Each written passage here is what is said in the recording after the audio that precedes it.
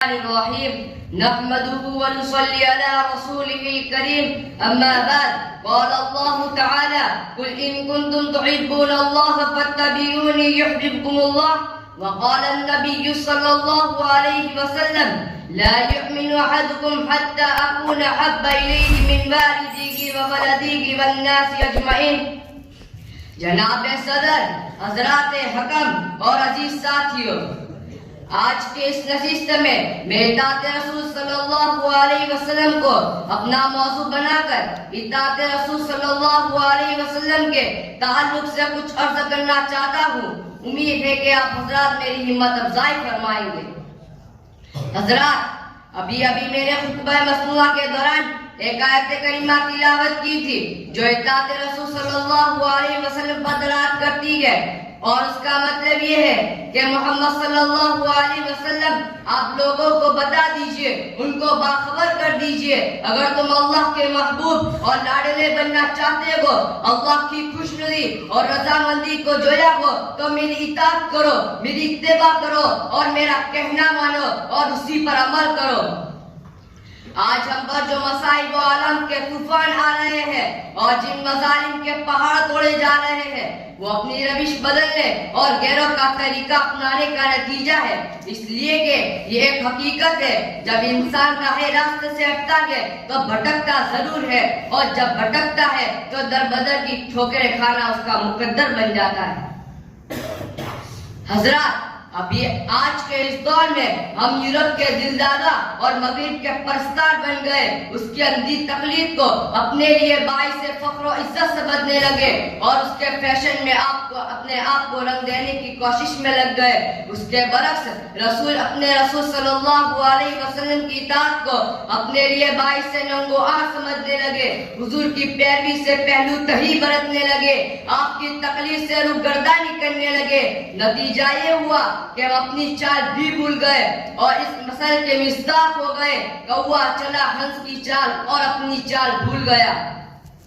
خدا اس کو عطا نظر انسان کو سمجھ دے، اس کا ذوق فاسد ہو گیا ہے، چنانچہ اس سے ہر اچھی چیز بری اور ہر بری بات بھلی معلوم ہوتی ہے.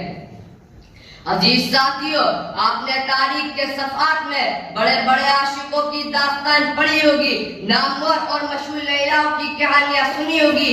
کہیں لیلا مجنوں کا واقعہ نگاہ سے گزرا ہوگا تو کہیں فرہاد و شیری کا.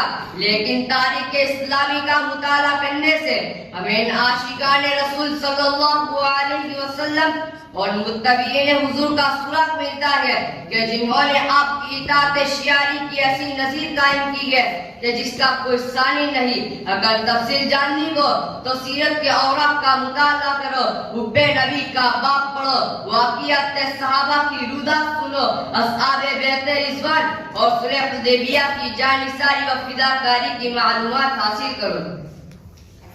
ایک خواب اور غفلت میں پڑا ہوا انسان اٹھ ہوش کے ناخن لے، غیروں کی روی چھوڑ دے، دشمنان اسلام سے رخ موڑ لے، شریعت محمدی سے رشتہ جوڑ لے اور اطاعت رسول صلی اللہ علیہ وسلم کو اپنا پیشوا بنا لے.